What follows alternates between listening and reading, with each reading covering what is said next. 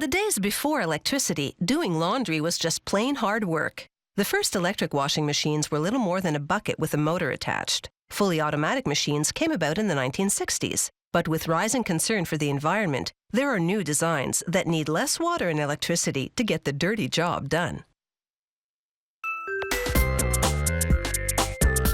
Most washing machines contain a circular tub to hold the laundry, but this model has a unique feature: a hexagon-shaped tub made from panels of laser-cut perforated stainless steel.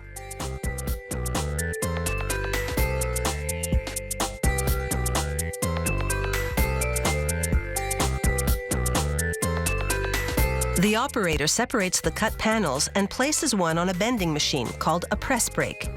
It forces the panel against a die, bending the edge. The operator repositions the panel for the next bend, repeating this until the six-sided shape is complete.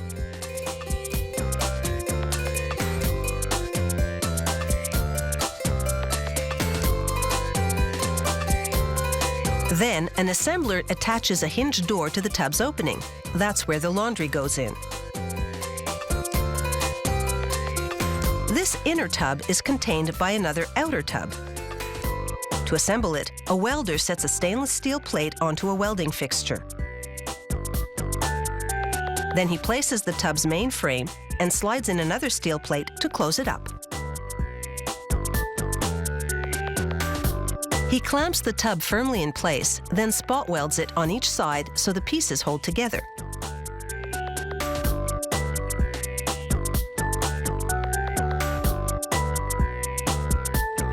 Next, he takes the tub over to a machine called a seam welder. There, an electrode wheel travels all along the tub's edge, welding together the front and back panels to the main frame.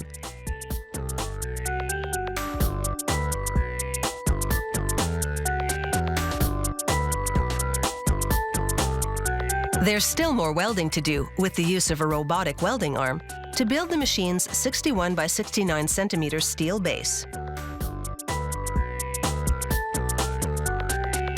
A concrete counterweight mounted on the outer tub's side prevents the machine from shaking too much when it's in operation.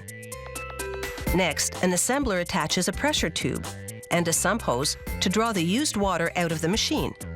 He seals both tubes with a watertight adhesive. Now he can install the suspension struts that support the outer tub, one at each corner of the base.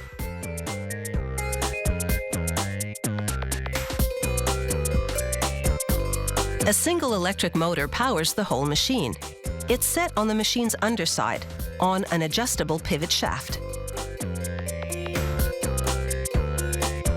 With the motor in place, assemblers now turn over the completed outer tub and lower it into position on its base.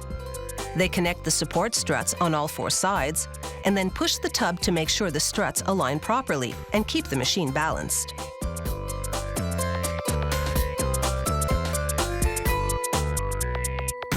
Next, the inner tub is set into the outer tub. Workers insert a stainless steel shaft right through both tubs.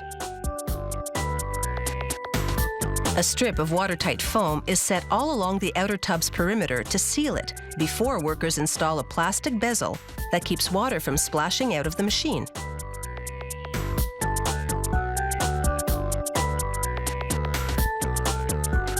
Next, assemblers install the drive pulley onto the shaft that supports the inner tub.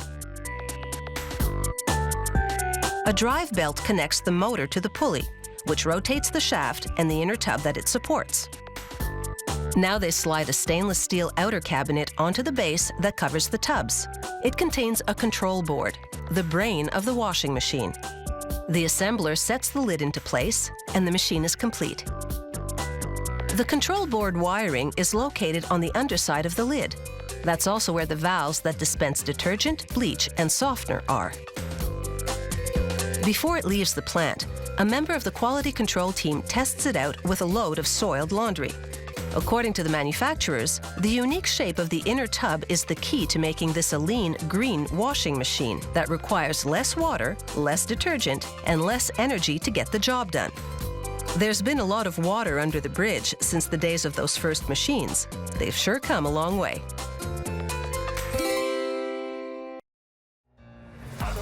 grow up, no I don't take shit, I got no